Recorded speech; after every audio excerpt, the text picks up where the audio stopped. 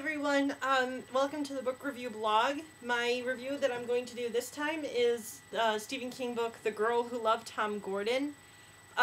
This book is kind of a little hard to understand if you are not from the United States or not into the United States baseball teams anyway, because Tom Gordon is he was a player for the Boston Red Sox. He was what was called a closer pitcher, where he would come in like the 8th or 9th inning and close out the games where, maybe if the team was a little bit behind, he would close out and strike the other teams out, where his teams would go and hit baseballs and win the game. So, but unfortunately, if you're not from this country and you don't know much about like the Red Sox, you might not understand that part of it very well.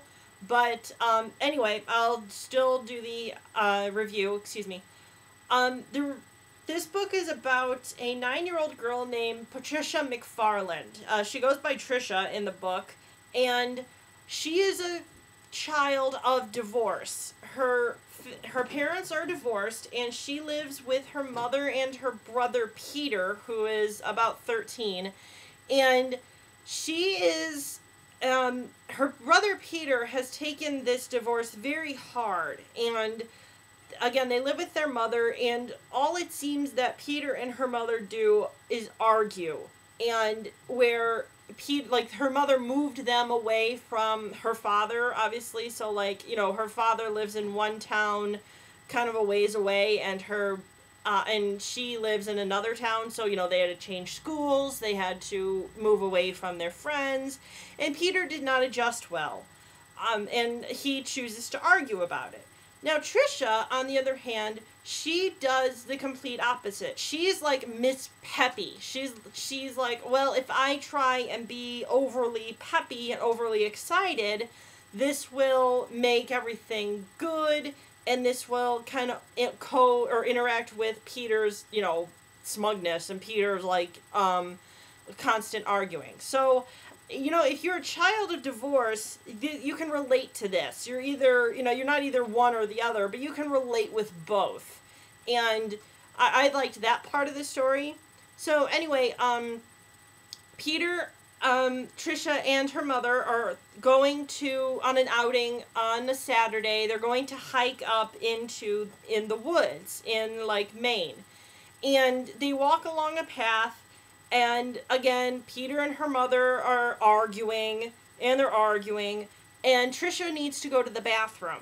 And so, she starts to try and tell them, hey, we have to stop, I need to use the bathroom, but they are not paying attention to her, and because of their arguing, and so she's like, all right, never mind, I'll just go over, and I'll use the bathroom, and I'll quickly catch up. So she goes and does that, and so she can still hear them, and instead of turning around and going back the way she came and kept running up and catching up with them, she figures that the path will kind of bend around, and if she moves up further, she'll catch up with them up there. And so she starts walking in the woods, not on the path. And, when you think about it, she ends up getting lost.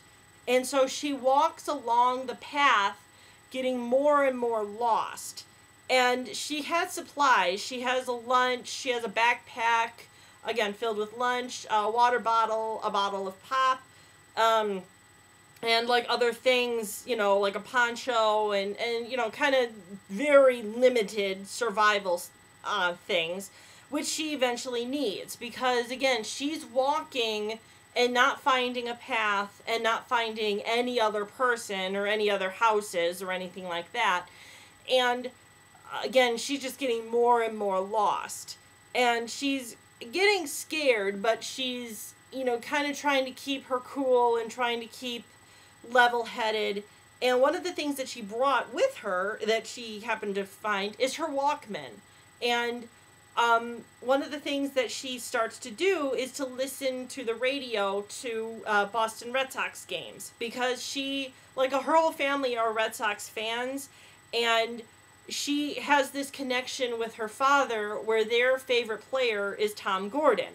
And so she listens to these games and they are comforting to her, and pretty soon she starts to rely on these games for like her survival type things, where she's like, okay, if the Red Sox win their games, then I will be found. If they don't win, then there's no chance for me being found. And so again, she's alone in the woods, and so she's, walking, and then she keeps having like issues where, of course, it's buggy because it's like in the late summer. It's swampy, it's hot, it rains like one day, so, she has to deal with that, and, she's running out of food, running out of water, so she has to find, things in the woods and kind of drinkable water, but because she's alone, she starts to kind of talk with imaginary people, but they're people that she knows. Like, she'll talk to, she'll pretend she's talking to her mother. She has a best friend where she and her mom and Peter live. I don't remember the girl's real name, but her nickname is Pepsi, which I thought was kind of cute. So she talks to Pepsi sometimes, but she mostly talks to Tom Gordon. She feels, she kind of makes up that he's with her and as her guide, and he protects her. And at first, on her journey, this was kind of just like let's just kind of have like a nice conversation, kind of to save off insanity. But further along, he becomes her, guide, or he becomes her savior, where he, in her mind, like, really takes care of her and shields her from the bad guys, or the god of the lost, is what she considers, the darkness of the woods, or the scariness of the woods. So, and she's gone for many days. I think in total she's gone for like 8 or 9 days. So, eventually she does get found and rescued, but even though that, I would still recommend reading the book, because, again, just reading about her adventures and the conversations that she has with herself and this Tom Gordon, and her lifeline of the Boston Red Sox and her Walkman. So it was a really touching story.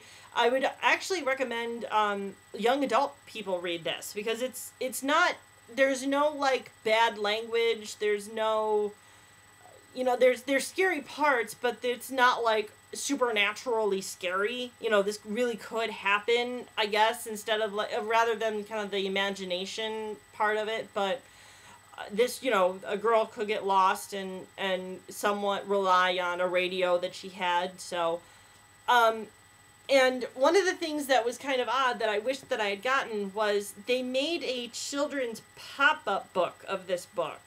And if you can find that, I would recommend reading that. Unfortunately, I was looking for it at the library, and I couldn't find it. So I wanted to have that along with this novel to show, this is another form of this book that somebody made. So anyway, I would recommend finding or reading that if you can find it as well. The next book that I'm going to read by Stephen King is called Hearts of Atlantis. And so I bid you all farewell and happy reading.